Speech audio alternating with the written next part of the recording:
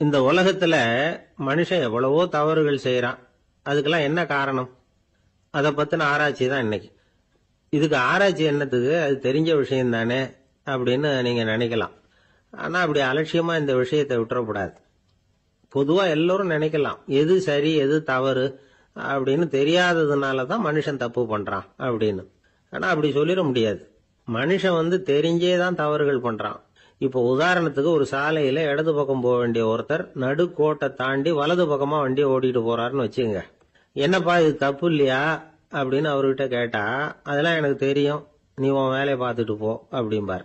வலது பக்கமா போறது தப்புன்னு தெரிஞ்சே தான் அவர் அப்படி செய்யறார், அப்படி போறார். பெரிய உத்தியோகத்துல இருக்கிறவங்க கூட லஞ்சம் வாங்குறாங்க. அவங்களுக்கெல்லாம் லஞ்சம் வாங்குறது தப்புன்னு தெரியலன்னு அர்த்தம்? திருடுறது தப்புன்னு தெரியாமலாம் மனுஷன் திருடுறான்? நல்லாவே தெரியும். நீங்க வேணும்னா கேட்டு பாருங்க, வேற வழி இல்ல அதனாலதான் திருடுறேன்பா.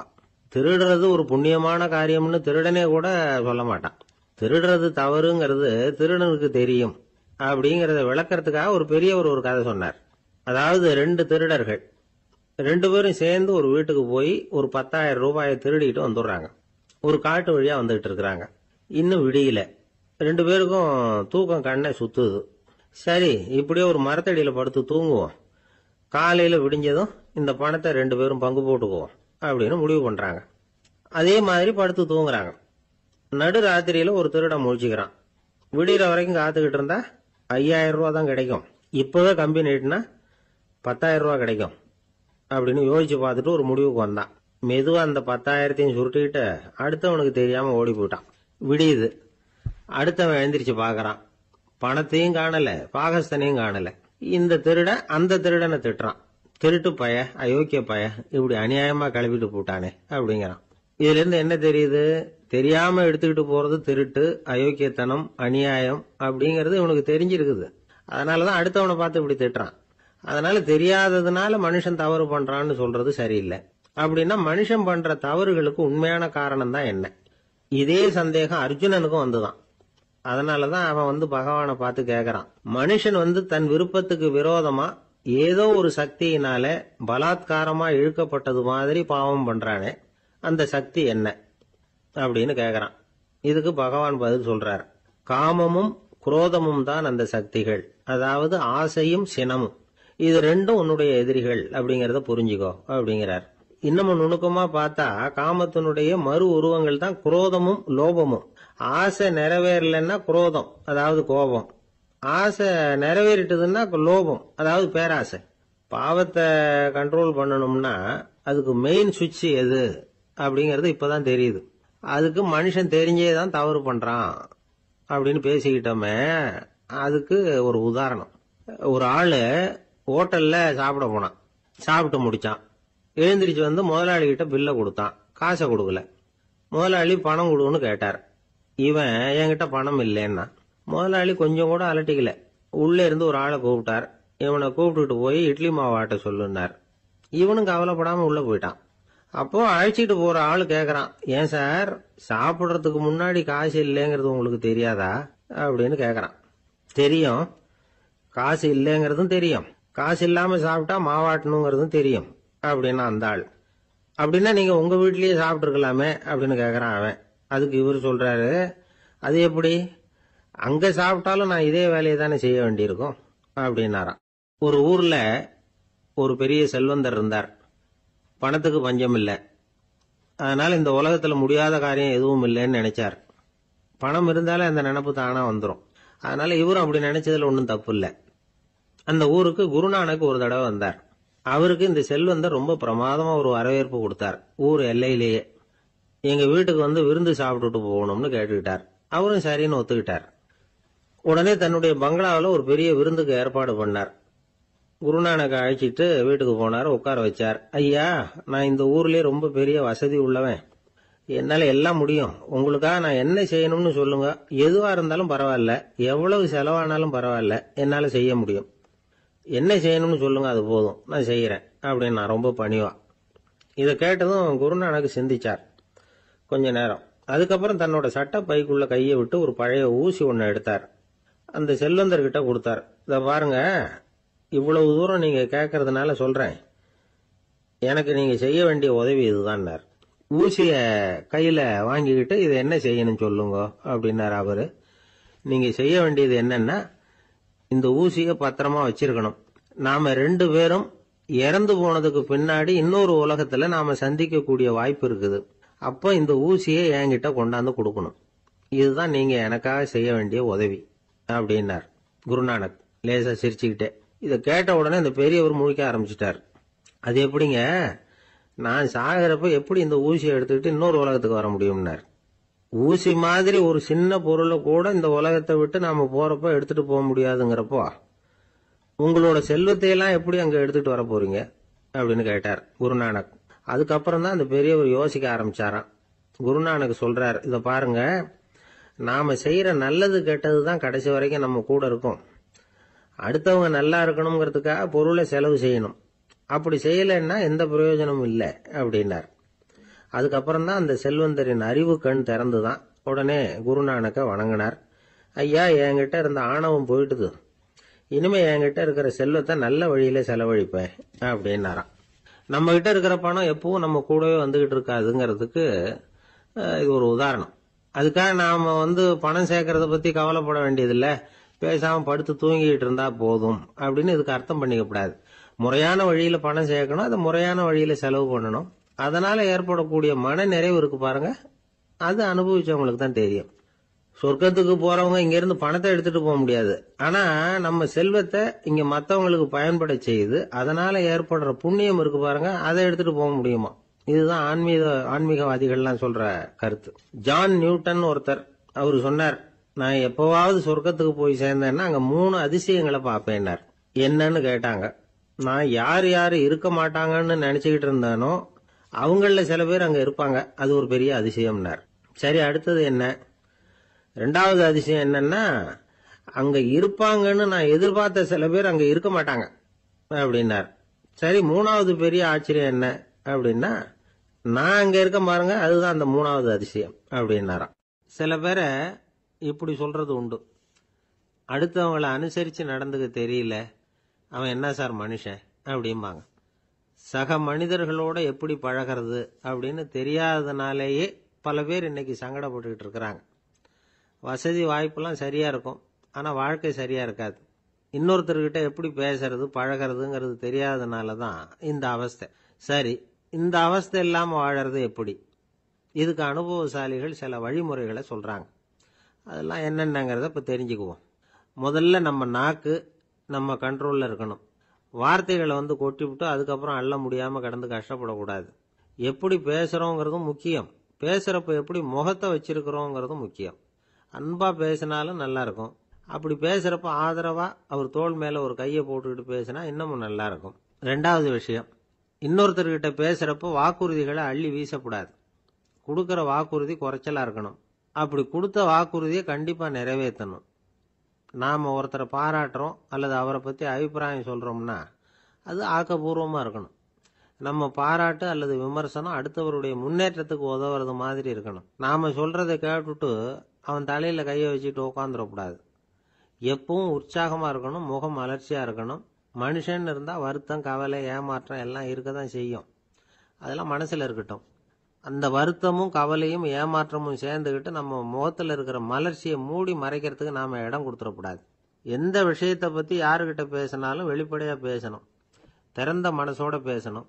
மூடி மறைச்சி முன்னு மூழ்கிட்டு இருக்கக்கூடாது. இன்னொருத்தர்கிட்ட பேசுறப்போ விவாதம் பண்ணுங்க, அது தப்பு இல்லை, ஆனா வாதாடிக்கிட்டு இருக்கக்கூடாது. அதாவது என்ன சொல்றாங்கன்னா, டிஸ்கஸ் பண்ணலாம், ஆர்கியூ பண்ணக்கூடாதான். நம்ம கிட்ட இருக்கிற நல்ல குணங்களை நாம எடுத்து சொல்லிட்டு இருக்கக்கூடாது. அந்த நல்ல குணங்களே நம்மளை பத்தி எடுத்து சொல்லணும், அது மாதிரி நடந்துக்கணும்.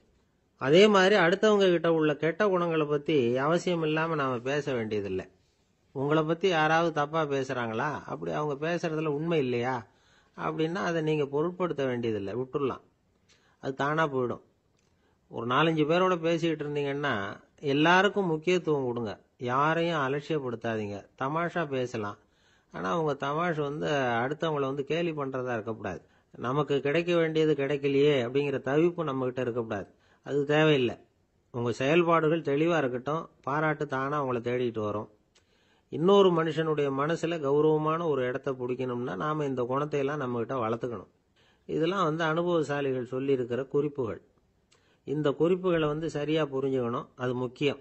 தப்பா புரிஞ்சுக்கிட்டா என்ன ஆகும் தெரியுமா? இதை கேளுங்க. ஒருத்தர் வந்தார். சார், அடுத்தவங்க தோள் மேல கையை போட்டுக்கிட்டு அன்பா பேசணும்னு சொன்னீங்க, அப்படிதான் பேசினேன். அவரு முதுக கூட தட்டி கொடுத்தேன், என் வேலை போயிட்டுது சார், வீட்டுக்கு அனுப்பிச்சுட்டாங்க அப்படின்னார். யாருக்கிட்ட அப்படி பேசுனீங்கன்னு கேட்டோம். என் முதலாளிகிட்ட சார் அப்படிங்கிறார் ரொம்ப சோகமா. ஒரு மாணவனை பார்த்தேன். என்ன தம்பி படிப்புலாம் எப்படி இருக்குது அப்படின்னு விசாரிச்சேன். அவன் ரொம்ப அழுத்துக்கிட்டான். நான் நல்லா தான் சார் படிக்கிறேன், இருந்தாலும் புத்தியில சரியா ஏற மாட்டேங்குது சார் அப்படின்னா. சரி, இவனும் நம்ம ரகம்தான் அப்படின்னு சொல்லி முடிவு பண்ணிட்டோம். கல்வி கற்கக்கூடிய ஒரு மாணவன் சம்பந்தப்படுற புத்திகள் பல வகை. அதை பத்தி ஒரு பெரியவர் விளக்கி இருக்கிறார். மிருத்து புத்தின்னு ஒன்று இருக்குதான். மிருத்துன்னா மண்ணு. மண்ணால செவுறு கட்டுறோம்ல, மண் சுவரில் ஆணி அடிக்கிறதும் சுலபம், அதை பிடுங்கி எடுக்கிறதும் சுலபம். அது மாதிரி சில பேர் குரு சொல்லி கொடுக்கறத சுலபமா கேட்டு தெரிஞ்சு வச்சுக்குவாங்க, கொஞ்ச நேரத்தில் சுலபமா மறந்தும் போயிடுவாங்க. இது மிருத்து புத்தின்னு பேரு, மண் புத்தி. தாரு புத்தின்னு ஒன்று உண்டான். தாருன்னா மரம். அதுல பச்சை மரத்துல ஆணி அடிக்கிறது சுலபம், ஆனா அதை எடுக்கிறது கஷ்டம். அது மாதிரி ஆசிரியர்கிட்ட இருந்து கேட்டதை கவனமா மனசுல பதிய வச்சுக்கிட்டு அதை மறக்காம இருக்கிறது தாரு புத்தி. பட்டை மரமா இருந்தா அதுல ஆணி அடிக்கிறதும் கஷ்டம், அடிக்கிற ஆணியும் சீக்கிரம் நழுவிடும். அது மாதிரி கேட்கிற விஷயம் மனசுல பதியறதும் கஷ்டம். அப்படியே பதிஞ்சாலும் அது நீடிச்சு இருக்கிறதும் கஷ்டம், கொஞ்ச காலத்துல மறந்துடும். இன்னொரு வகை புத்தி ஒன்று உண்டு, அதுக்கு பேரு சிலா புத்தின்னு பேரு. சிலான்னா கல்லு. ஒரு கருங்கல்ல 4 துளைய போட்டு ஒரு துளையில உளிய வச்சு அடிச்சா மற்ற துளை வழியாவும் பிளந்து கல்லு 2 ஆயிடும். அது மாதிரி சந்தியான இடங்கள்ல குறிப்பா ஒரு பொருளை சொன்னா அதை வச்சுக்கிட்டு மற்றதையும் தெரிஞ்சுக்கிறது, அது சிலா புத்தின்னு பேர். வேணு புத்தின்னா என்ன தெரியுமா? வேணும்னா மூங்கில். மூங்கில் கணுவுல ஒரு பக்கம் உளிய வச்சு அடிச்சா 2 பக்கமும் பிளந்துரும். அது மாதிரி ஒரு செய்தியை கேட்டுக்கிட்டு இருக்கிறப்பவே அதோட முன்பின் தொடர்களையும் தெரிஞ்சுக்கணும், அது வேணு புத்தி. தைல புத்தின்னு ஒன்று உண்டு. தைலம்ங்கிறது எண்ணெய். தண்ணியில ஒரு துளி எண்ணெயை விட்டா அது தண்ணி பூரா பரவி போடுதுல்ல, அது இப்படி பரவுறது மாதிரி ஆசிரியர் சுருக்கமா ஒரு கருத்தை சொன்னா அதை வச்சுக்கிட்டு பூரா விஷயங்களையும் தெரிஞ்சுக்கணும், அது தைல புத்தி. கற்பூர புத்தின்னு ஒன்று கேள்விப்பட்டிருக்கோம். அது எப்படின்னா, கற்பூரம் தீ பட்ட உடனே பிடிச்சிக்கும். ஆசிரியர் சொன்ன உடனே நுண்ணறிவோட பாடங்களை புரிஞ்சுக்கிறது இந்த வகை புத்தி. கரி புத்தின்னு ஒன்று. அது எப்படின்னா, கரியில நெருப்பை வச்சு விசிறிய பிறகு அதுக்கப்புறம் அது கறி நெருப்பாகும். அது மாதிரி காலம்பரை சாயந்தர வேலைகளில் ஆசிரியர் பாடம் சொல்லி கொடுப்பார், அதை கொண்டு புரிஞ்சுக்கிறது இந்த வகை. கதலித்தண்டு புத்தின்னு ஒன்று சொல்லுவாங்க. கதலிங்கிறது வாழை மரம். வாழைத்தண்டுல தீ வைக்கிறது எவ்வளவு சிரமமோ அவ்வளவு சிரமத்தோட கல்வி கற்கிறது கதலித்தண்டு புத்தி. இதை தவிர இன்னும் சில வகையான மாணவர்களை கூட அடையாளம் காட்டுறாங்க. ஆசிரியர் சொன்னதுல நல்லதை மட்டும் எடுத்துக்கிறவன் அன்னம். ஆசிரியர் கிடைச்ச இடத்துல பாடத்தை கேட்டுக்கிட்டு பிறகு தனியா உட்காந்து சிந்திக்கிறவன் பசு. பசுமாடு அப்படித்தானே, புல்லு கண்ட இடத்துல மேயும், அதுக்கப்புறம் நிதானமா அசை போட்டுக்கும். ஆசிரியர் சொன்னதை தவிர வேற எதையும் சொல்ல முடியாதவன் கிளி. பல இடங்கள்ல பாடங்கள் கேட்டு கடைசியில ஒன்னும் புரியாம போறவன் ஆடு. ஆடு ஒரு செடியில வயிறார மேயாது, ஒரே செடியில இக்கரைக்கு அக்கறை பச்சைன்னு அங்கேயும் இங்கேயும் அலைஞ்சிக்கிட்டே இருக்கும். சில பேருக்கு எருமைன்னு பேரு. எருமை எப்படின்னா, குளத்து நீரை கலக்கி தான் குடிக்கும். அது மாதிரி ஆசிரியர் மனசை நோக செய்து பயில்கிற மாணவர்கள்லாம் இந்த ரகம். இவ்வளவுலாம் இருந்தாலும் இந்த காலத்து மாணவர்கள்லாம் ஒரு தனி ரகம். ஒரு ஆசிரியர் வகுப்புல பாடம் நடத்திக்கிட்டு இருந்தார். இலக்கண வகுப்பு. இறந்த காலம், நிகழ்காலம், எதிர்காலம், past tense, present tense, future tense, இதை பத்திலாம் பாடம் நடத்துறார். எல்லாம் சொல்லி கொடுத்துட்டு இப்ப நான் ஒரு வாக்கியம் சொல்லுவேன், அது என்ன காலம் அப்படிங்கறத நீங்க சொல்லணும்னார் ஆசிரியர். சரி, நாங்க மாணவர்கள்லாம், நான் நாளைக்கும் பாடம் நடத்த போகிறேன், இது என்ன காலம் அப்படின்னு கேட்டார் ஆசிரியர். அதாவது நான் நாளைக்கும் பாடம் நடத்த போகிறேன், இந்த வாக்கியம் என்ன காலம்னு கேட்டார். ஒரு பையன் மெதுவா எழுந்திரிச்சு சொன்னான், இது எங்க போதாத காலம் சார் அப்படின்னு சொல்லிவிட்டு உட்காந்துட்டானா. ஒரு மனுஷனை பார்த்து என்கிட்ட வாலாட்டாதே அப்படின்னு சொன்னா அவன் நம்ம கிட்ட ஏதோ வம்புக்கு வர்றான்னு அர்த்தம். ஒரு நாயை பார்த்து யாரும் என்கிட்ட வாலாட்டாதே அப்படின்னு சொல்றது இல்லை. ஏன்னா நாய் வாலாட்டுனா அது நம்ம கிட்ட தன்னுடைய நன்றியை தெரிவிக்கிறதாக நினைச்சுக்கிட்டு இருக்கிறோம். ஆனா அது அப்படி இல்லை அப்படின்னு சொல்றாங்க அது சம்பந்தமான நிபுணர்கள். ஒரு நாய் தன்னுடைய வாலை இந்த பக்கமும் அந்த பக்கமுமா இப்படியும் அப்படியும் ஆட்டிக்கிட்டு இருந்தா அது பதட்டத்துல கூட இருக்கலாம். நாய் நட்பா இருந்தாலும் வாலாட்டும், ஆத்திரத்துல இருந்தாலும் வாலாட்டும், கோபத்துல இருந்தாலும் வாலாட்டும், குழப்பத்துல இருந்தாலும் வாலாட்டும், மகிழ்ச்சியா இருந்தா கூட அது வாலாட்டும். அதை நாம தப்பா புரிஞ்சுக்கிட்டு அதுகிட்ட போய் மாட்டிக்க கூடாது. நாயை பத்தி எனக்கு நல்லா தெரியும் அப்படின்னு சொல்றவங்க கூட அதுகிட்ட கடி வாங்கிட்டு நிக்கிறது உண்டு. நிபுணர்கள் என்ன சொல்றாங்க தெரியுமா? எப்பவுமே நாய்கள் திடீர்னு கடிச்சு விடுறது இல்ல, கடிக்கிறதுக்கு முன்னாடி சில அறிகுறிகளை காட்டும். அதை சரியா புரிஞ்சுக்கிட்டோம்னா தப்பிச்சுக்கலாம். ஒரு வீட்டுக்கு போறீங்க, அங்க புதுசா ஒரு நாயை பாக்குறீங்க, உடனே அதுகிட்ட போய் குனிஞ்சு சிரிச்சுக்கிட்டே அது தலையில தட்டுறீங்க. இது ரொம்ப தப்பா. ஒரு நாய் இன்னொரு நாயை நேருக்கு நேர் பார்த்து பல்ல காட்டுனா அது தன்னுடைய தன்முனைப்பை காட்டுதுன்னு அர்த்தமா. உன்னை விட நான் பெரியவன் அப்படின்னு சொல்லுதுன்னு அர்த்தம். அதனால நீங்க அது மாதிரி கிட்ட போய் சிரிக்கிறோம் அப்படின்னு நினைச்சுக்கிட்டு பல்ல காட்டினா உங்களையும் எதிரியா நினைச்சிரும். இன்னொரு விஷயம் என்னன்னா, தலையில தட்டுனா நாய்க்கு பிடிக்காது. அது தன்னை அடக்கிறதாகவும் அச்சுறுத்துறதாகவும் நினைச்சுக்கிட்டு இருக்கும். சரி, அப்படின்னா புதுசா ஒரு இடத்துல அல்லது வீட்டுல நாய்க்குட்டியை பார்த்தா என்ன பண்றது? நீங்க சும்மா இருங்க, அதுவா கிட்ட வரட்டும். அதுக்கப்புறம் அதுகிட்ட கனிவா பேசுங்க. கண்ணம், மார்பு, தோல் இங்கெல்லாம் தட்டலாம், தப்பு இல்லையா? தலையில தான் தட்டப்படாதான். ஒரு நாய் உங்களை நோக்கி ஓடி வருது, நீங்களும் ஓடுனா அது துரத்த ஆரம்பிச்சிடும். அசையாம சில மாதிரி நின்றுடுங்க, அது கிட்ட வராது. அதுக்கு ஆர்வம் இல்லாம போயிடும். ஒரு தெருவில் சின்ன பிள்ளைங்க நிறைய பேர் விளையாடிக்கிட்டு இருக்கிறாங்க. அப்ப சில நாய்கள் அங்க ஓடி வருது. எல்லாரும் ஓடினாங்க. அப்படி ஓடுறப்போ ஒரு பையன் கால் தடிக்கு கீழே விழுந்துட்டான். என்னாச்சு தெரியுமா? துரத்திட்டு வந்த நாய்கள்லாம் கீழே விழுந்தவன ஒன்றும் செய்யல, அவன் கிட்டே போகல. ஓடிக்கிட்டு இருந்தாங்கல்ல பசங்க, அவங்கள துரத்திக்கிட்டு அவங்க பின்னாடி ஓடிச்சான். அதுதான் நாய்களுடைய சுபாவம். ஒரு நாய் நம்மளை நேருக்கு நேர் முறைச்சு பாக்குதுன்னு வச்சுங்க, நாமளும் அதை முறைச்சு பார்க்கக்கூடாது. நாம வேற பக்கம் எங்கேயாவது பார்க்க ஆரம்பிச்சிடணும். ஒரு நாய் கோபமா இருந்ததுன்னா அதோட வால் உறுதியா நேரா நிற்கும். ஒரு நாய் பணிந்து போனா அல்லது பயந்து போனா அது தன்னோட வாலை காலுக்கு நடுவில் வச்சுக்கும். ஒரு நாய் நம்மளை பார்த்து பயந்து நிக்குதுன்னு வச்சுங்க, அதனால நமக்கு ஆபத்து இல்லைன்னு நினைச்சிடக்கூடாது. உங்களை பார்த்துட்டு ஒரு நாய் ஒடுங்குச்சுன்னா நீங்க விலகி போயிடணும் அப்படின்னு அது நினைக்குது. நிறைய பேர் பயந்து போன நாயால கடிபடுறாங்க. இவன் நம்மளை விட பெரிய ஆள், மாட்டிக்கிட்டோம், வேற வழி இல்லை அப்படிங்கிற நினைப்புல தான் நாய் கடிக்க ஆரம்பிக்குதான். இதே மாதிரி சங்கிலியால கட்டி போடப்பட்டிருக்கிற நாயும் ஆபத்தானதுதான். தொடர்ந்து கட்டி போட்டிருந்தா காலப்போக்கில் அது ஒரு மாதிரி ஆயிடும். நாய் குழந்தைகளை கடிக்காது அப்படின்னு சில பேர் சொல்லுவாங்க. அதுவும் ஒரு தவறான நம்பிக்கை. அதனால சின்ன குழந்தைகளை தனியா நாயோட விளையாட விடக்கூடாது. ஆக கூடி நாயை பத்தி நிறைய விஷயம் புரிஞ்சுக்க வேண்டியிருக்குது. ஒருத்தர் தன்னுடைய நண்பர் வீட்டுக்கு போயிருந்தார். அவசியம் எங்க வீட்டுல சாப்பிட்டுட்டு தான் போகணும் அப்படின்னு ரொம்ப அன்பா சொல்லிவிட்டார். அதை மீற முடியல இவரால. சரின்னு உட்காந்துட்டார். சாப்பாடு போட்டாங்க, சாப்பிட ஆரம்பிச்சார். அவங்க வீட்டுல கட்டி போட்டு இருந்த நாய்க்குட்டி இவர் சாப்பிடுறத முறைச்சு பார்த்தது. ஏன் இப்படி என்ன அது முறைச்சு பாக்குது உங்க வீட்டு நாய்க்குட்டி அப்படின்னு ஒரு கேட்டார். அப்ப அவங்க சொன்னாங்களாம், அதுகிட்ட ஒரு கெட்ட பழக்கம்ங்க, தன்னோட தட்டுல யாரு சாப்பிட்டாலும் அது அப்படிதான் முறைச்சு பார்க்கும் அப்படின்னாரா அவர். ஒருத்தர் ரொம்ப அவசரமா வந்தார். சார், மனுஷன் நிம்மதியா இருக்கிறதுக்கு என்ன வழின்னு கேட்டார். சீக்கிரமா ஒரு கல்யாணத்தை பண்ணீங்க, எல்லாம் சரியா போடும் அப்படின்னோம். அவர் ஒரு மாதிரியா பார்த்தார். ஏற்கனவே எனக்கு கல்யாணம் ஆயிட்டுது சார், அதனால தானே நிம்மதியா இருக்கிறதுக்கு வழி கேட்கறேன் அப்படின்னார். சரி, இவர் ஒரு மாதிரியான கேஸ் அப்படின்னு நினைச்சுக்கிட்டு நம்மகிட்ட இருந்த ஒரு சின்ன புத்தகத்தை அவர்கிட்ட தூக்கி கொடுத்தோம். இதை படிச்சு பாருங்கன்னு. கல்யாணத்துக்கு பிறகும் சந்தோஷமா இருக்கிறதுக்கு என்ன வழி அப்படிங்கிற கேள்விக்கு அந்த புத்தகத்துல விளக்கம் இருந்தது. கணவன் மனைவிக்குள்ள சிக்கல் வராம இருக்கிறதுக்கு அதுல சில வழிகளை சொல்லி கொடுத்துருக்குறாங்க. அதெல்லாம் என்னென்ன அப்படிங்கறத இப்ப பார்க்கலாமா? குடும்பம்னு இருந்தா கோபம் வரதான் செய்யும். அது வந்துட்டு போட்டும் பரவாயில்ல. ஆனா அந்த கோபம் ஒரே நேரத்துல ரெண்டு பேருக்கும் வந்துடாம பாத்துக்கணும். ஒரு சமயத்துல யாராவது ஒருத்தர் தான் கோபப்படணும், அடுத்தவங்க அமைதியா இருக்கணும். அதுக்கப்புறம் இவர் அமைதியான உடனே அவங்க ஆரம்பிச்சுக்கலாம். கோபமா ஏதாவது சொன்னா உடனே கோபமா பதில் சொல்லக்கூடாது. கொஞ்சம் பொறுத்து கோபம் தீர்ந்த உடனே அந்த பதில சொல்லலாம். அப்போ பதில் கோபமா இருந்தா கூட அது அவளுக்கு பெருசா தெரியாது. அற்ப விஷயத்துக்கெல்லாம் காய்ச்சி மூச்சுன்னு கத்திட்டு இருக்க கூடாது. உங்க ரெண்டு பேருக்குள்ள ஒரு தர்க்கம் ஆரம்பம் ஆயிட்டுதுன்னு வச்சுக்கோங்க. கடுமையா ரெண்டு பேரும் விவாதம் பண்றீங்க.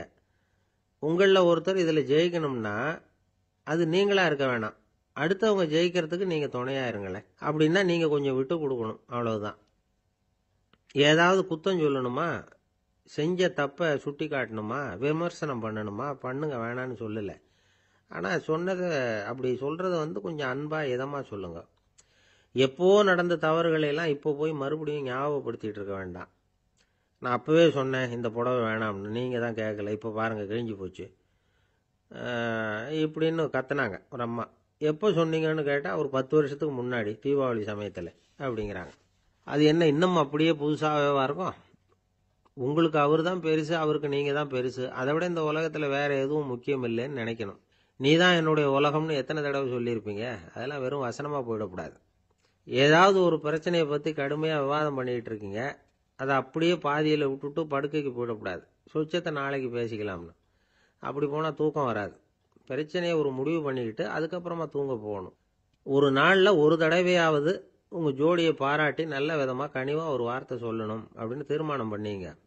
ஏதாவது தப்பு பண்ணிவிட்டீங்கன்னா பரவாயில்ல, அதை ஒத்துக்கிறதுக்கும் மன்னிப்பு கேட்கறதுக்கும் தயாராக இருக்கணும். அது ஒன்றும் கேவலம் கிடையாது. வீட்டுக்குள்ளே தானே கேட்க போகிறீங்க, வெளியில் யாருக்கு தெரிய போகுதோ? எப்படியோ உங்களுக்குள்ள ஒரு சமரசம் ஆனால் சரிதான். ஒரு தகராறுன்னு எடுத்துக்கிட்டா குறைஞ்சபட்சம் அதுக்கு 2 பேர் தேவை. தனியாகவே உட்காந்துக்கிட்டு நான் இப்போ தகராறு பண்ணிகிட்டு இருக்கிறேன் அப்படின்னு யாரும் சொல்ல முடியாது. 2 பேர் தகராறு பண்ணுறாங்கன்னா பொதுவாக அந்த 2 பேரில் யார் அதிகமாக பேசுகிறாங்களோ அவங்க பேரில் தான் தப்பு இருக்கும். அதை மனசில் வச்சுக்கணும். இதெல்லாம் தான் அந்த புத்தகத்தில் போட்டிருக்கிற வழிமுறைகள். இவ்வளவும் சரியாக வரலைன்னா அப்புறமா சொல்லுங்கள், வேற புத்தகம் ஏதாவது இருக்கான்னு தேடுவோம். ஒரு கணவன் தன்னுடைய மனைவியை அழைச்சிட்டு ஒரு மனோதத்துவ டாக்டர்கிட்ட வந்தாராம். டாக்டர், எங்களுக்கு கல்யாணம் ஆகி 30 வருஷ காலமாக நாங்கள் ஒரு விஷயத்தில் கூட ஒத்து போனதில்லை அப்படின்னு ஆரம்பித்தார். உடனே அந்த அம்மா குறுக்கிட்டு, அது 30 வருஷம் இல்லை 32 வருஷம் அப்படின்னாங்களாம். ஒரு ஊரில் ஒரு ராஜா இருந்தார். அவர் ஒரு நாள் காலையில் அரண்மனையில் மேல் மாடத்தில் நின்றுகிட்டு இருந்தார். அப்போ ஒரு ஆள் வீதியில் ரொம்ப வேகமாக ஓடிக்கிட்டு இருக்கான். அதை ராஜா கவனிச்சார். அவன் மனசில் ஏதோ ஒரு தவிப்பு இருக்குங்கிறத புரிஞ்சுக்கிட்டார். உடனே அரண்மனை சேவகர்களை கூப்பிட்டார். அந்த ஆளை இங்கே அழைச்சிட்டு வாங்க அப்படின்னார். இவங்க ஓடி போய் அந்த ஆளை அழைச்சிட்டு வந்தாங்க. மன்னர் முன்னாடி நிறுத்தினாங்க. மன்னர் அவனை நிமிர்ந்து பார்த்தார். எதுக்காக இவ்வளவு வேகமா ஓடிக்கிட்டு இருக்கிற அப்படின்னு கேட்டார்.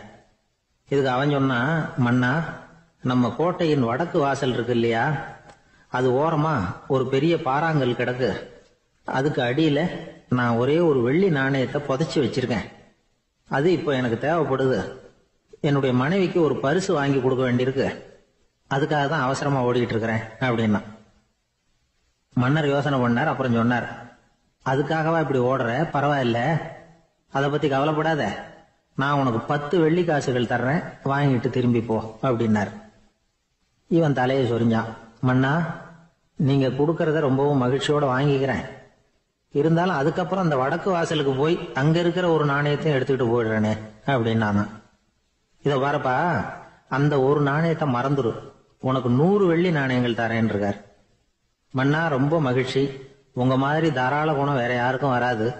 நீங்க கொடுக்கற 100 நாணயங்களையும் வாங்கிக்கிறேன். இருந்தாலும் வடக்கு வாசலுக்கு போய் அதையும் எடுத்துக்கிட்டா 101 ஆயிடுமே அப்படின்னானா. இதை பாருப்பா, அந்த ஒரு நாணயத்தை மறந்துரு, அது எக்கேடாவது கெட்டு போகட்டும். நான் உனக்கு 100 பொற்காசுகள் தரேன், அதையாவது வாங்கிட்டு வந்த வழியிலேயே திரும்பி போடுன்னாராம். தங்க நாணயங்களே தரேன்னு சொல்றீங்க, தாராளமா வாங்கிக்கிறேன். இருந்தாலும் வடக்கு வாசலுக்கு போய் அப்படின்னு மறுபடியும் ஆரம்பிச்சான். அரசர் பொறுமை இழந்துட்டார். கடைசியா ஒரு முடிவுக்கு வந்துட்டார். இதை பாருப்பா, உனக்கு என்னுடைய ராஜ்யத்திலேயே பாதியை கொடுத்துட்றேன், அப்படியாவது திருப்தியா திரும்பி போ அப்படின்னாராம். மன்னா, உங்களுடைய பெருந்தன்மைக்கு ஈடு இணையே கிடையாது. தேசத்திலேயே பாதி பிரிச்சு கொடுக்குறேன்னு சொல்றீங்க, அதனால உங்ககிட்ட ஒரு சின்ன வேண்டுகோள் அப்படின்னானா. சொல்லுன்னாராம் மன்னர் ஆர்வமா. இவன் மெதுவா ஆரம்பிச்சான். அப்படி இந்த ராஜ்யத்தை 2ஆ பிரிக்கிறப்போ அந்த வடக்கு வாசல் இருக்கிற பக்கத்தை என்கிட்டயே கொடுத்துருங்கோ அப்படின்னானா. மன்னர் அசந்து போயிட்டார். இந்த கதை எதுக்காகன்னு கேட்டா, மனம்ங்கிறது ஒரு குரங்குங்கிறத புரிஞ்சுக்கிறதுக்காகத்தான். உன்னை புடிச்சுக்கிட்டா லேசில விடாது. அப்படிப்பட்ட மனச அறிவு தான் வழி நடத்தணும். அதுலதான் வாழ்க்கையின் வெற்றி அடங்கி இருக்குது. ஒரு சின்ன பையன் தெருவில் அழுதுகிட்டு இருந்தான். ஏன்பா அழுவுறேன்னு ஒரு பெரியவர் கேட்டார். 1 ரூபா காசை இங்க தொலைச்சுட்டேன் அப்படின்னா. சரி, அதுக்காக அழாத, அதுக்கு பதிலா 10 ரூபா தரேன், இந்தா வச்சுக்கோன்னு கொடுத்தாரு. அந்த 10 ரூபாய வாங்கி சட்டப்பையில போட்டுக்கிட்டு அதை விட அதிகமா சத்தம் போட்டு அழ ஆரம்பிச்சுட்டான். மறுபடியும் ஏன்டா அழறேன்னு கேட்டார் பெரியவர். அந்த ₹1 கிடைச்சிட்டுதுன்னா இப்ப என்கிட்ட ₹11 இருக்குமே, இப்ப ₹10 தானே இருக்கு அப்படின்னு சொல்லிவிட்டு அழறான். ஒரு ஊர்ல 4 நண்பர்கள் இருந்தாங்க. 4 பேரும் சோம்பேறிகள். 4 பேருக்கும் எந்த வேலையும் செய்யறதுக்கு உடம்பு வளையறதில்ல. இருந்தாலும் சோம்பேறித்தனத்துல ஒருத்தருக்கு ஒருத்தர் கொஞ்சம் வித்தியாசம் உண்டு. அதுக்கு தகுந்த மாதிரி அவங்களுக்கு பேர் அமைஞ்சு போச்சு. ஒருத்தன் கால் சோம்பேறி, இன்னொருத்தன் அரை சோம்பேறி, அடுத்தவன் முக்கால் சோம்பேறி, கடைசி ஆளு முழு சோம்பேறி. இவங்க 4 பேரும் நண்பர்கள். அப்புறம் எப்படி காரியம் நடக்கும்? 4 பேரும் ஒரு வீதியில அப்படியே நடந்து போய்கிட்டு இருக்கிறாங்க. நல்ல பசி. எங்கேயாவது சோறு போடுவாங்களா அப்படின்னு பார்த்துக்கிட்டே வந்தாங்க. அவங்க வந்த வழியில ஒரு ₹1 காசு கிடந்தது தரையில. அவங்க கண்ணில் அது பட்டுது. ஆனாலும் அது குனிஞ்சு எடுக்கணுமே, அதுக்கு சோம்பேறித்தனம். முழு சோம்பேறி பார்த்தான். பக்கத்துல வந்துகிட்டு இருந்த முக்கால் சோம்பேறி கிட்ட சொன்னானா, டேய் அதை கொஞ்சம் குனிஞ்சு எடுறா அப்படின்னானா.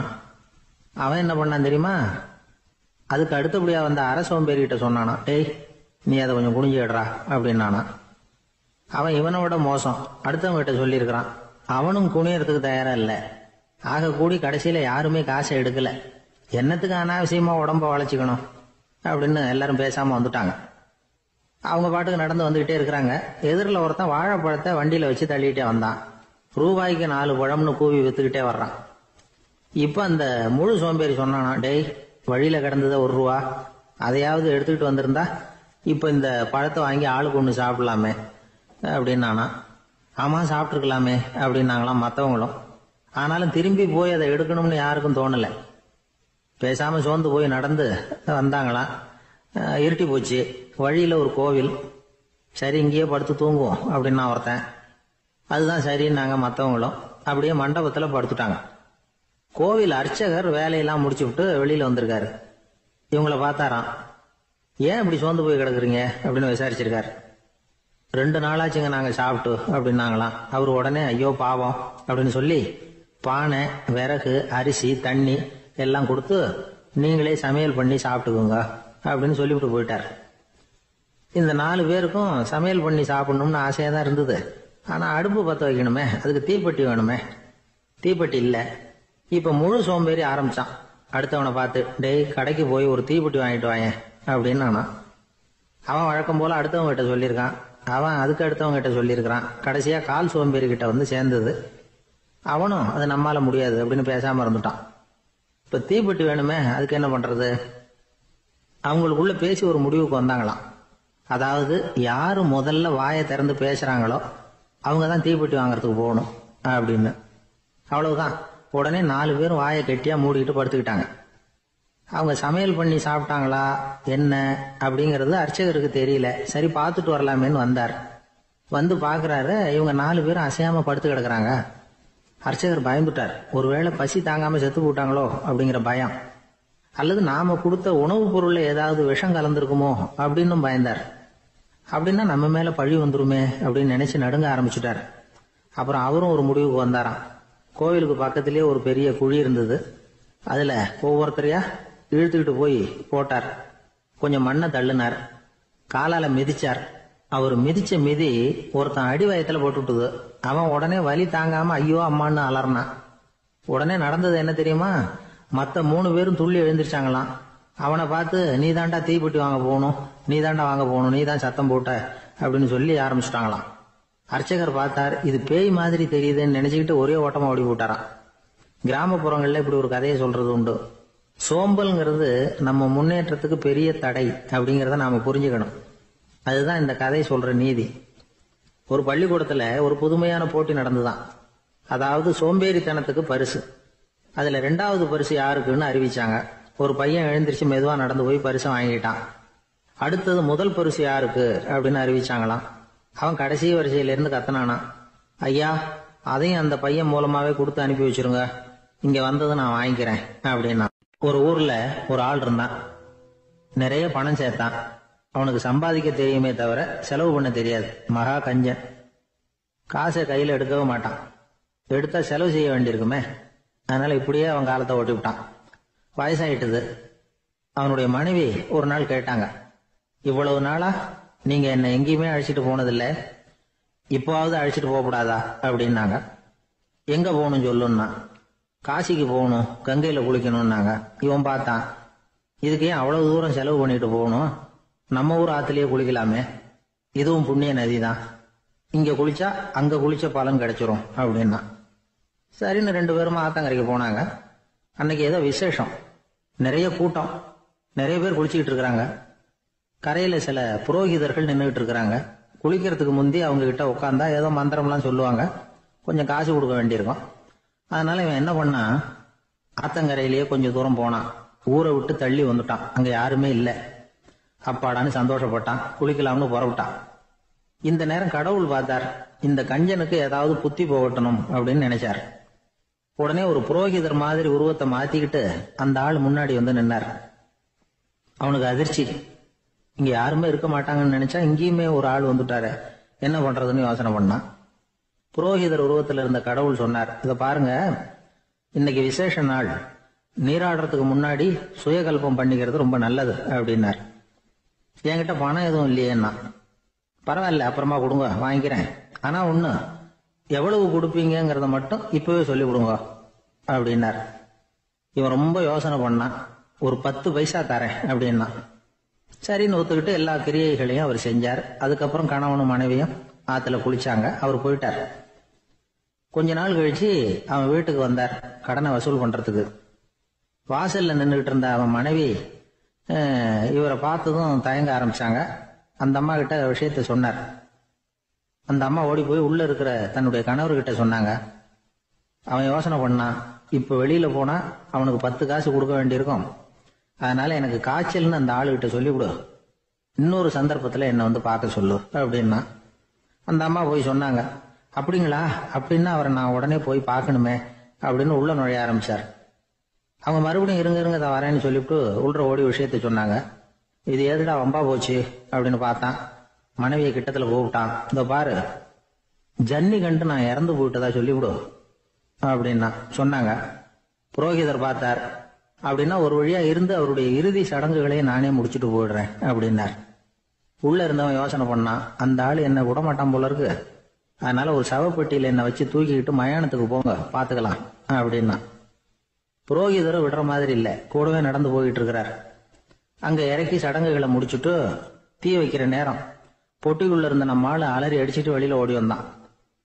புரோகிதர் உருவத்தில் இருந்த கடவுள் சிரிச்சார், தன்னுடைய சுய உருவத்தை காட்டினார். அதுக்கப்புறம் அவனை கூப்பிட்டு, இத பாருப்பா, ஏன் இப்படி அல்லாடுற, ஏதாவது வர வேணும்னா கேள் தரேன் அப்படின்னார்.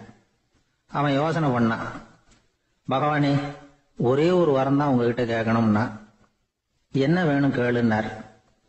அந்த 10 பைசா தட்சணையை தள்ளுபடி பண்ணா போதும் அப்படின்னா. கடவுளும் சரின்னு சொல்லிட்டு போயிட்டார். இப்படி ஒரு கதையை சுவாமி சிவானந்தர் சொல்லியிருக்கிறார். செல்வந்தர்கள் பல பேர் இப்படித்தான் இருக்கிறாங்க, தாங்களும் அனுபவிக்க மாட்டாங்க, அடுத்தவங்களுக்கும் கொடுக்க மாட்டாங்க. இது மாதிரியான கஞ்சர்களுக்கு இந்த உலகம் இல்லை, அந்த உலகம் இல்லைங்கிறார் அவர். இந்த கதையில கடவுள் கடன் வசூலுக்கு வந்தது மாதிரி நம்ம ஊர் ஆள் ஒருத்தன் இன்னொருத்தர்கிட்ட 10 பைசா கடன் கொடுத்துட்டான். திருப்பி வாங்கறதுக்கு நடையா நடக்கிறான். கடைசியா கேட்டான், நீ எப்பதான் கடனை திருப்பி தரப்போற, அதை முடிவா சொல்லுன்னா. வர்ற வியாழக்கிழமை கண்டிப்பா கொடுத்துருவேன் அப்படின்னானா அவன். அன்னைக்கு நான் ஊர்ல இருக்க மாட்டேனே அப்படின்னானா இவன். அதனால என்ன, நானும் தான் அன்னைக்கு ஊர்ல இருக்க மாட்டேன் அப்படின்னா. இன்பம் துன்பம் இது ரெண்டும் சேர்ந்ததுதான் வாழ்க்கை. இது எல்லாரும் சொல்லிட்டு இருக்கிற ஒரு உண்மை. அது சரி, இது ரெண்டும் வர்றதுக்கு என்ன காரணம்? துறவி ஒருத்தர் யோசிச்சு பார்த்திருக்காரு. இன்ப துன்பம் தோன்றுவதற்கு முக்கியமா 6 காரணங்கள் உண்டு அப்படிங்கிறார் அவர். அது என்னங்கிறத நாமளும் தெரிஞ்சு வச்சுக்குவோமே. இப்ப முதல் காரணம் சுயநலம். ஒரு தாயார் தன்னுடைய சுயநலம் கருதி தன்னுடைய மகன் இன்பமா இருக்கணும்னு ஆசைப்படுறாங்க. மகனும் அப்படியே ஆசைப்படுறான். அதனால தாயாரின் இன்ப துன்பங்களை பார்த்துட்டு மகனும் இன்ப துன்பம் அடையறான். அந்த அம்மாவுக்கும் அதே நிலைமை தான். 2வது காரணம் உறவு. நான் துறவியான பிறகு கூட உறவுங்கிற காரணத்தினாலதான் தாயாருடைய சுக துக்கங்களை கண்டு நானும் சுக துக்கம் அடைகிறேன். என் தாயாருடைய நிலைமையும் இதுதான் அப்படிங்கிறார் ஒரு துறவி. 3வது காரணம் என்னன்னா அறிமுகம். எனக்கு அறிமுகமான ஒருத்தரை ரயில் நிலையத்துல சந்திக்கிறேன். அவர் தன்னுடைய பணப்பையை எங்கேயோ தொலைச்சு விட்டு வருத்தப்பட்டு இருக்கிறார். நானும் வருத்தப்படுறேன். அந்த சமயத்துல யாரோ ஒருத்தர் இதுதானே அவங்க பணப்பை அப்படின்னு சொல்லி கொண்டாந்து நீட்டுறார். பணப்பைய தொலைச்சவர் சந்தோஷப்படுறார், நானும் சந்தோஷப்படுறேன். இது அந்த துறவி சொல்ற அனுபவம். 4வது காரணம் என்னன்னா கருணை. எனக்கு முன்னே பின்ன தெரியாத ஒருத்தனை யாரோ ஒருத்தன் அடிச்சு காயப்படுத்தி போடுறான். கருணை காரணமா நான் அதுக்காக துக்கப்படுறேன். 5வது காரணம் எதையும் நம்புறது. ஒரு பசுமாட்டை ஒரு முரணை அடிச்சுட்டு இருக்கிறான் அப்படின்னு ஒருத்தர் வந்து நம்ம கிட்ட சொல்றாருன்னு வைங்க, உடனே நான் துக்கப்படுறேன். இன்னொருத்தர் வந்து அந்த முரணனை போலீஸ்காரங்க புடிச்சிட்டு போயிட்டாங்கன்னு சொல்லி சொல்றாரு, நான் உடனே சந்தோஷப்படுறேன். 3வதா ஒருத்தர் வந்து முதல் 2 பேரும் சொன்னது பொய்யுங்கிறார். அப்ப நான் இன்ப துன்பம் 2மே இல்லாம நிம்மதியா இருக்கிறேன். இது ஒரு விதம். அடுத்தது 6வது காரணம் என்னன்னா தன்மயமாகுதல்.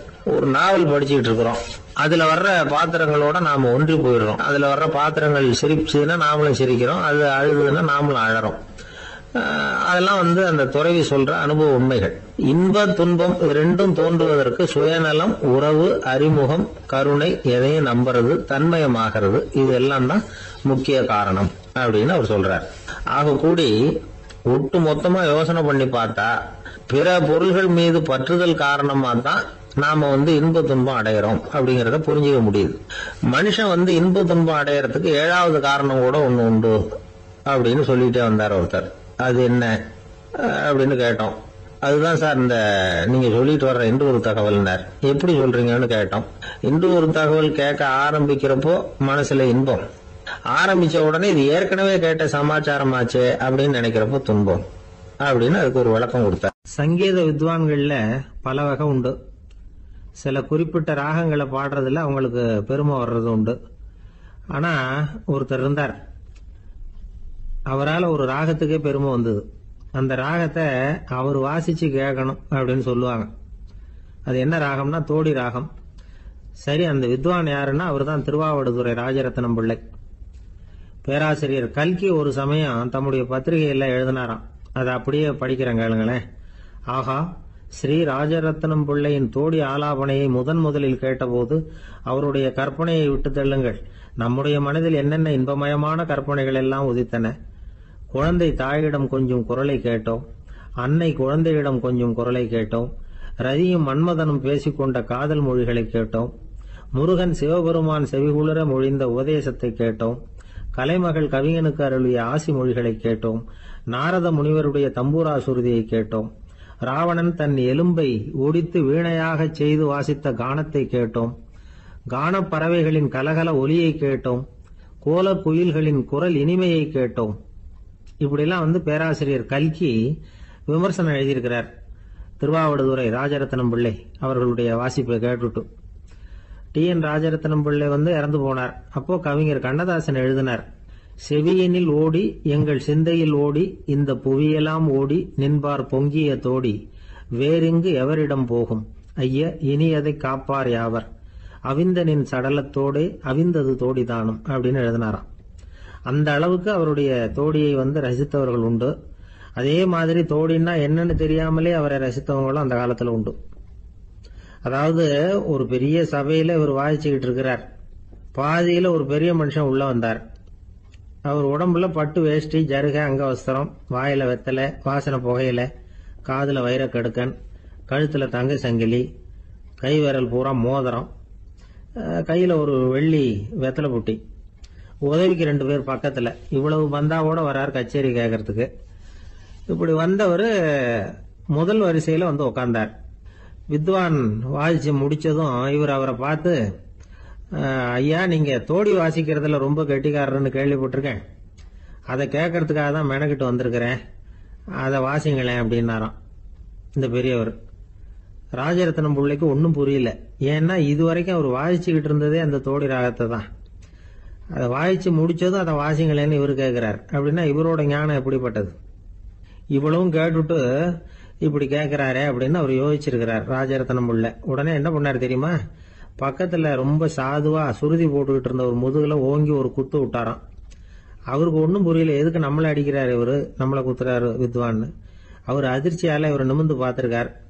அப்ப ராஜரத்னம் பிள்ளை சொன்னாராம், ஏய்யா ஐயா பெரிய மனுஷன், என்னுடைய பரம ரசிகர், தோடி ராகம் கேட்கணுங்கிறதுக்காக இவ்வளவு தூரம் வந்திருக்கிறார், வந்து வரிசையில் உட்கார்ந்துருக்கார். நீ இந்த சமயம் பார்த்து தோடி ராகம் வாசிக்கிற நாதஸ்வரத்தை வீட்டில் வச்சுட்டு வந்துட்டியே, இப்ப ஐயாவுக்காக அந்த ராகத்தை நான் எப்படி வாசிக்கிறது அப்படின்னு சொல்லிட்டு மறுபடியும் முதுகுல ஒரு அடி கொடுத்தாராம். அடி வாங்கினவருக்கே சிரிப்பு அடக்க முடியலையா. வயிறு பசிக்குதேங்கிறது சிலரோட கவலை, வயிறு பசிக்க மாட்டேங்குதே அப்படிங்கிறது சில பேரோட கவலை. ரெண்டு விதமான கவலைக்கும் வயிறு தான் காரணமா இருக்குது. வயிறு பசிச்சதுன்னா அது இயற்கை, வயிறு பசிக்கலைன்னா அது வியாதி. ஆனா பசியையும் நாம பசிப்பிணி அப்படின்னு தான் சொல்லுவோம். என்ன காரணம்? வியாதியை போக்க வேண்டியது எவ்வளவு முக்கியமோ அதை விட முக்கியம் பசியை போக்க வேண்டியது. ஒரு சமுதாயத்துல பசிப்பிணியே இருக்கக்கூடாது, அதுதான் நல்ல சமுதாயம். பசியை போக்கணும்னா சாப்பாடு போடணும், பசியின்மையை போக்கணும்னா வைத்தியம் தான் பண்ணணும். இது சம்பந்தமா எவ்வளவோ ஆராய்ச்சிகள் நடக்குது, நிறைய மருந்து கண்டுபிடிச்சிருக்கிறாங்க. நம்ம உடம்புல பசியை தூண்டக்கூடிய பகுதி எது, இதை முதல்ல தெரிஞ்சுக்கணும் இல்லையா? நாம சாப்பிடுற ஆகாரம் செரிக்கிறதுக்கு எது காரணம் தெரியுமா? நம்ம மூளையோட பின்பகுதி தான் அதுக்கு காரணமா இருக்குதாம். மூளையின் பின்பகுதியில நரம்பு செல்களால் ஆன 2 வகையான ஆரக்சின்கள் தான் பசியை உண்டாக்குது அப்படின்னு கண்டுபிடிச்சிருக்கிறாங்க. 2 ஆய்வாளர்கள் இதை கண்டுபிடிச்சிருக்காங்க. அவங்க 2 பேரும் டெக்சாஸ் பல்கலைக்கழகத்துல ஹார்வர்டு ஹக்ஸ் மருத்துவ கல்வி நிலையத்தில் பணிபுரியறவங்களாம். உண்பது தேவைங்கிறது உணரப்படும் போது மூளையின் அந்த குறிப்பிட்ட பகுதி ஆரக்சின் அப்படிங்கிற ஹார்மோன்களை சுரக்கும். அது பசி உணர்வை தூண்டும் அப்படிங்கிறது தான் அந்த ஆய்வாளர்களின் கண்டுபிடிப்பு. இந்த ஆரக்சின் வேற சில உயிரினங்கள்லயும் உண்டு. இப்ப எலிகள்ல கூட இது இருக்குது. அதனால எலிகளை வச்சு இது சம்பந்தமா ஆராய்ச்சி பண்ணாங்க. எலிகள் உடம்புல ஆரக்சினை செலுத்தி பார்த்தாங்க. உடனே என்னாச்சு தெரியுமா? அந்த எலியெல்லாம் பசியால துடிக்க ஆரம்பிச்சுட்டுது. எதையாவது தின்னு பசியை தீர்த்தா போதுங்கிற அளவுக்கு அந்த எலிகள்லாம் அல்லாட ஆரம்பிச்சுட்டுது. இயல்பா சாதாரணமா அந்த எலிகள் எவ்வளவு சாப்பிடுமோ அது மாதிரி 8 முதல் 10 மடங்கு அதிகமான ஆகாரத்தை 1 மணி நேரத்துக்குள்ள சாப்பிட்டு தீர்த்துட்டுதான். சில எலிகளின் மூளையில இந்த ஆரக்சின் அளவை கட்டுப்படுத்தி பார்த்திருக்கிறாங்க. உடனே என்னாச்சு தெரியுமா? அதெல்லாம் சாப்பாட்டை கண்டா முகத்தை திருப்பிட்டு போக ஆரம்பிச்சுட்டுதான். அந்த எலிகளுக்கு பசி எடுக்கலையா.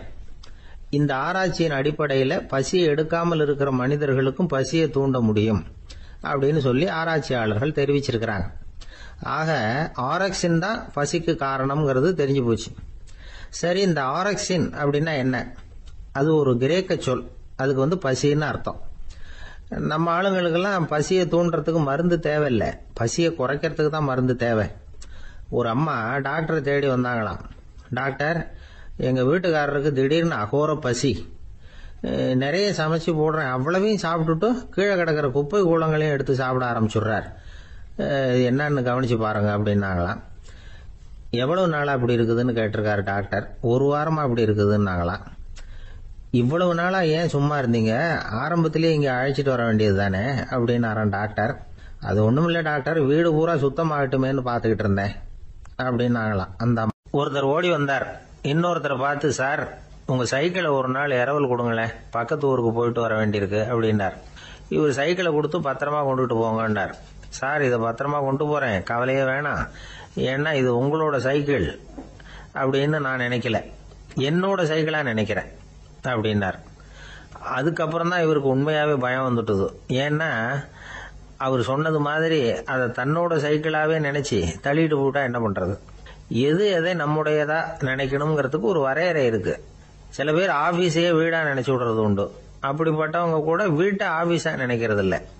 ஏன்னா வீட்டுல இவர் ஆபீசரா நடந்துக்க முடியறதில்ல. இதெல்லாம் ஒரு பக்கம் இருக்கட்டும், இப்ப விஷயத்துக்கு வருவோம். பொறியியல் மேதை டாக்டர் விஸ்வேஸ்வரய்யா இருந்தார் இல்லையா, பாரத ரத்னா விருதெல்லாம் கொடுத்தாங்களே. ஆபீஸ் வேலை வேற, சொந்த வேலை வேற அப்படிங்கறதுக்கு ஒரு உதாரணமா இருந்தவர் அவர். மைசூர் மகாராஜா கிட்ட திவானா இருந்தார். அவர் ஒரு நாள் அரசாங்க வேலை காரணமா வெளியூர் போயிருந்தார். ஹாசன்கிற ஊருக்கு பக்கத்துல ஒரு பயண மாளிகை, அங்க தங்கிவிட்டார். ராத்திரி அங்க தங்கி இருந்துட்டு விடிஞ்சதும் ஊருக்கு திரும்புறதாக திட்டம். ராத்திரி தூங்கறதுக்கு ரொம்ப நேரம் ஆயிட்டுது. ரொம்ப நேரம் வரைக்கும் அரசாங்க சம்பந்தப்பட்ட வேலைகளையே பார்த்துக்கிட்டு இருக்கிறார். அரசாங்க ஃபைல்கள் நிறைய இருந்தது. அதையெல்லாம் ஒவ்வொன்றா எடுத்தார், படிச்சு பார்த்தார், பரிசீலனை பண்ணார். அதில் எழுத வேண்டியதை எழுதினார், கையெழுத்து போட்டார். ஒரு வழியா அந்த வேலையெல்லாம் முடிஞ்சது. அதுக்கப்புறம் என்ன பண்ணார்னா, தன்னுடைய சூட்கேஸை திறந்தார். அதிலிருந்து 2 மெழுகுவத்தியை எடுத்து கொளுத்தி வச்சார்.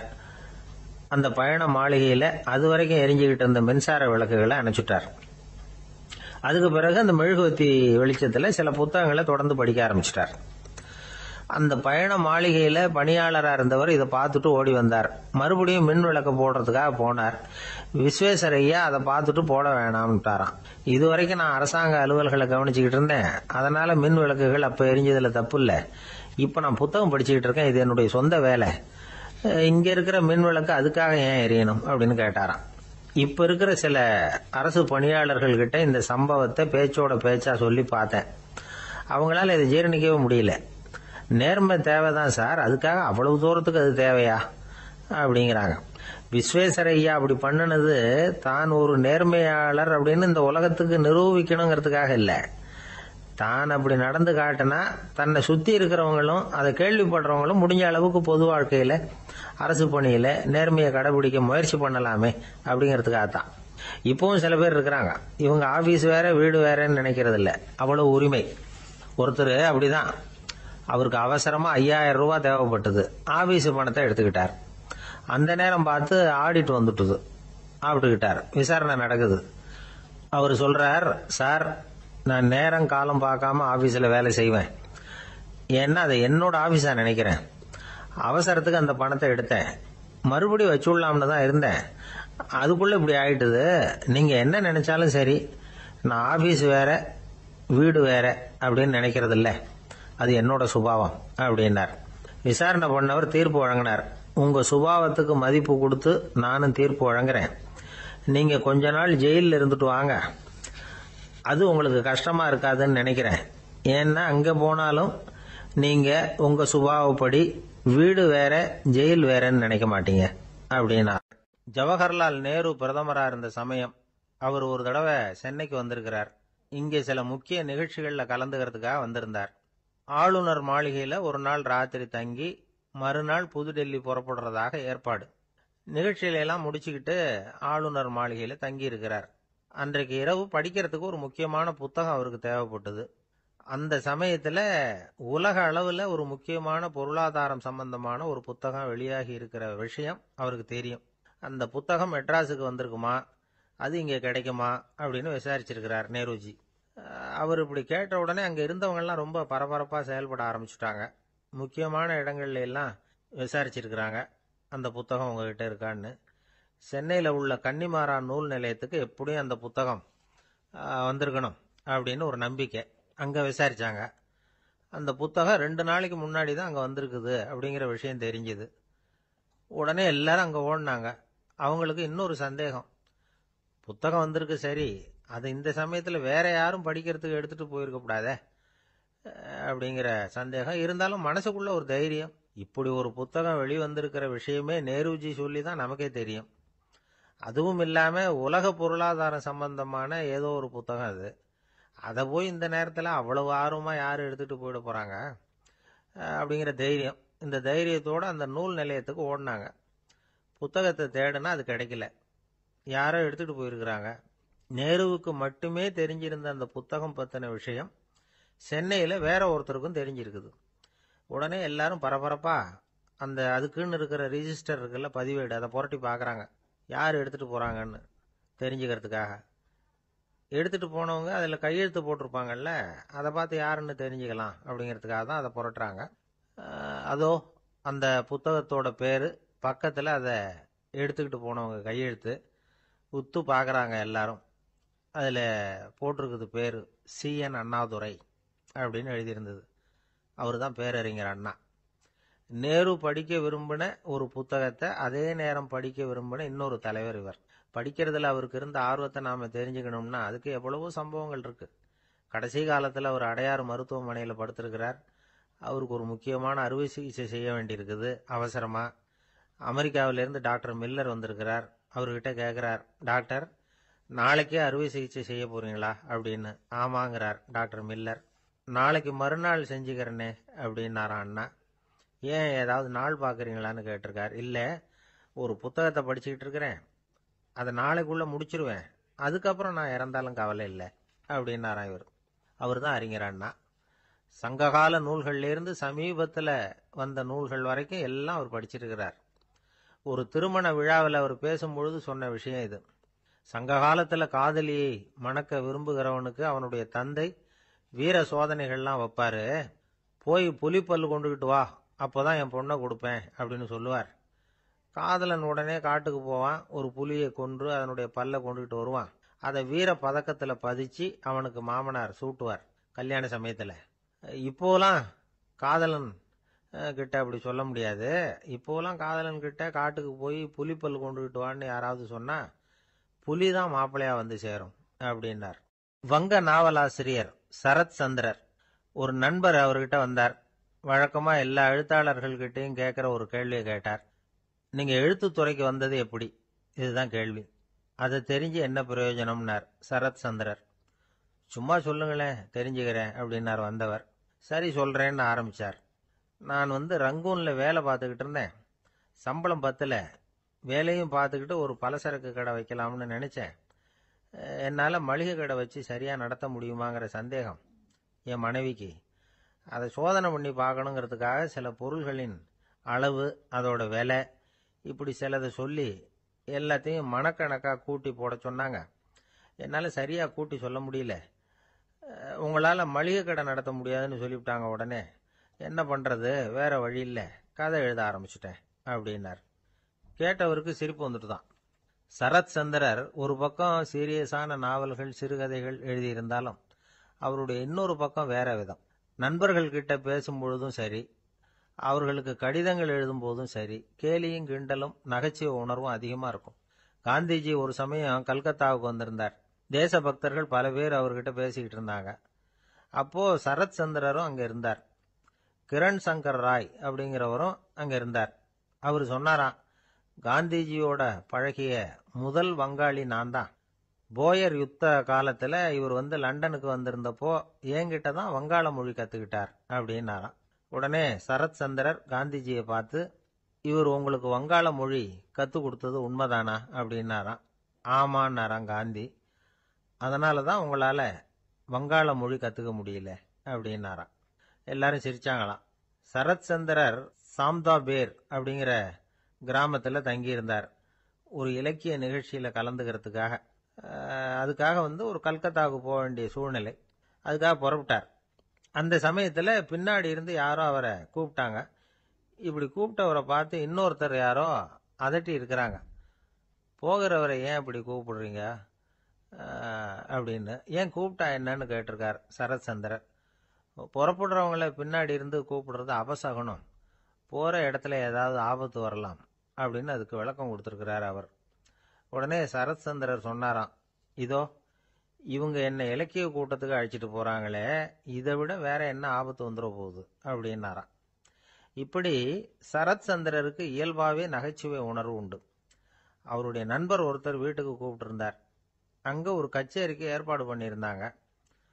சரத் சந்திரருக்கு இயல்பாவே கச்சேரியில நீண்ட ஆலோசனையெல்லாம் கேட்கறதுக்கு பொறுமை இருக்காது. அதனால மெதுவா பாட போறவர் எப்படி அப்படின்னு கேட்டிருக்கார். அவருக்கு ரொம்ப நல்லா பாட தெரியும் அப்படின்னு சொல்லியிருக்கிறாங்க. அதுக்கு சரத் சந்திரர், பாட தெரியுங்கிறது சரி, பாட்டை நிறுத்த தெரியுமா அதை சொல்லுங்க முதல்ல அப்படின்னாராம். இமயமலை அடிவாரத்துல ஒரு மடம். அங்க ஒரு சன்னியாசி இருந்தார். அவர்கிட்ட ஒருத்தர் வந்தார். சுவாமி, ஆசைய உதற நினைக்கிறேன், முடியல, ஒட்டிக்கிட்டே வருது அப்படின்னாராம். இப்படி உட்கார, ஒரு கதை சொல்றேன் அப்படின்னு சொல்லி அவர் சொல்ல ஆரம்பிச்சாராம். அவர் சொன்ன கதை என்னன்னா, ஒரு ஊர்ல ஒரு ஆள் இருந்தான். அவன் பேரு குப்புசாமி. அவன்கிட்ட எப்பவும் ஒரு பழைய தொப்பி இருக்கும், விடவே மாட்டான். அதனால அவனை எல்லாரும் தொப்பி சாமி அப்படின்னு தான் கூப்பிடுறது வழக்கம். ஒரு புது தொப்பி வாங்கிக்கப்படாதாப்பா அப்படின்னு நண்பர்கள்லாம் சொல்லி பார்த்தாங்க. பணத்துக்கு எங்க போவேன் அப்படின்னு விட்டானா. பணம் வச்சிருக்கான், செலவு பண்ண மனசு வரல, மகா கஞ்சன். பழைய பாட்டில்கள்லாம் வாங்கி வித்துக்கிட்டு இருந்தான். அப்படி ஒரு தடவை பழைய கண்ணாடி சாமான்களை ஏலத்தில் எடுத்தப்போ அதுல ஒரு அருமையான சென்ட் பாட்டில் கிடைச்சது. உடனே ஒரு ஐடியா பண்ணான். அந்த சென்ட்டை சின்ன சின்ன பாட்டில்களில் அடைச்சி ஜன்னல் ஓரமா அடுக்கி வச்சுட்டான். அதை வித்தா நிறைய பணம் கிடைக்குமே. அதனால இதுக்கு இடையில ஒரு நாள் அவன் அப்படியே உட்காந்துருந்தான். அந்த நேரம் நண்பன் வந்தான். ஏண்டா, உன் பழைய தொப்பியை மாத்தப்படாதா, ஊர்ல எல்லாரும் கேலி பேசுறாங்களே உன்னை தொப்பி சாமின்னு அப்படின்னு சொல்லி கேட்டிருக்கான். இந்த சென்ட் பாட்டில் வித்ததும் பணம் வரும், அதுக்கப்புறம் பார்க்கலாம் அப்படின்னு நானா இவன். சரி வா, நீச்சல் குளத்துக்கு போயிட்டு வருவோம் அப்படின்னு கூப்பிட்டுருக்கான் நண்பன். 2 பேரும் போனாங்க. அதே நேரம் அந்த ஊர் நீதிபதியும் அங்க குளிக்க வந்தாராம். அவர்கிட்ட இருந்தது விலை வசந்த ஒரு புது தொப்பி. அதை அங்க இருந்த ஸ்டாண்ட்ல மாட்டிவிட்டு குளிக்க போனார். இதுக்கிடையில குப்புசாமி குளிச்சுட்டு வந்தான். அவனுடைய பழைய தொப்பியை காணல. அந்த புது தொப்பியை பார்த்தா இது நண்பனுடைய வேலை தான் அப்படிங்கறதாக புரிஞ்சுக்கிட்டு அதை எடுத்து மாட்டிட்டு வந்துட்டான். நீதிபதி குளிச்சுட்டு வந்து பாக்குறாரு, தொப்பியை காணும். போலீஸ்ல புகார் கொடுத்தார். அவங்க வந்து தேடினாங்க. ஒரு மூலையில பழைய தொப்பி கிடைச்சது. அடடா, இது நம்ம குப்புசாமியோட தொப்பி இல்லையா அப்படின்னு நானா ஒருத்தன். உடனே அவன் வீட்டுக்கு தேடிட்டு போயிருக்காங்க. அங்க போய் பார்த்தா புது தொப்பி அங்க இருக்குது. உடனே அவனுக்கு 1000 ரூபாய் அபராதம் போட்டாங்களாம். அவன் பணத்தை கட்டிவிட்டு ரொம்ப எரிச்சலோட வீட்டுக்கு வந்தான். பழைய தொப்பி கண்ணில் பட்டது. மறுபடியும் உன்னால தானே எனக்கு 1000 ரூபா நஷ்டம் அப்படின்னு சொல்லி அதை எடுத்துக்கிட்டு அப்படி போயிருக்கான். அந்த ஊர் குளத்துல வீசி எரிஞ்சிட்டு வந்துட்டான். அது மீன் பிடிக்கிற ஒருத்தன் கையில சிக்கிச்சு. அவன் வர்ற வழியில அதை எடுத்து வேகமா வீசி எறிஞ்சான். அது நேரா குப்புசாமி வீட்டு ஜன்னல் வழியா உள்ள வந்து இந்த சென்ட்டு பாட்டில்கள் மேல உழுந்து எல்லாம் உடஞ்சி நொறுங்கி போச்சு. குப்புசாமி பார்த்தான். தோட்டத்துல ஆழமா ஒரு குழியை வெட்டினான். அந்த தொப்பியை போட்டான், மூடிவிட்டான். இதை அடுத்த வீட்டுக்காரன் பார்த்தான். ஏதோ புதையல் தான் வச்சிருக்கான் போல இருக்குன்னு நினைச்சான். போலீஸ்ல போய் புகார் கொடுத்துட்டான். மறுபடியும் போலீஸ் குழியை தோண்டினாங்க. பழைய தொப்பி மறுபடியும் வெளியில வந்தது. எல்லாரும் சிரிக்கிறாங்க. அன்னைக்கு ராத்திரியே அந்த தொப்பியை எடுத்துக்கிட்டு நேரா புறப்பட்டான். ஒரு கல்லுல அதை சேர்த்து கட்டி குடிநீர் தொட்டி இருக்கும்ல, அதுல போட்டுட்டு வந்துட்டான். இனிமே என்ன பண்ணும் பாப்போம்னு. ஒரு நாள் திடீர்னு குழாயெல்லாம் அடைப்பட்டு போச்சு. மாநகராட்சி அலுவலர்கள் வந்து என்னன்னு பார்த்தா அந்த பழைய தொப்பி குழாயை அடைச்சிக்கிட்டு இருக்குது. இது குப்புசாமியோட தொப்பிங்கிறது தான் எல்லாருக்கும் தெரியுமே. உடனே குடிநீரை வந்து பாழாக்கணத்துக்காக குப்புசாமிக்கு கோர்ட்டு 2500 ரூபாய் அபராதம் போட்டுவிட்டது. அதையும் கட்டிவிட்டு வெளில வந்தான். கடைசியா முடிவு பண்ணான். ஒரு நெருப்பு குச்சியை கிழிச்சான். தொப்பியை கொளுத்தினான். எரிஞ்சது. எடுத்து வெளில எரிஞ்சான்.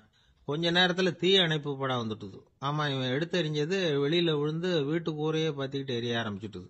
அவனோட பணத்தாசையும் அதோட சேர்ந்து எரிஞ்சு போச்சான். இப்படி ஒரு கதை.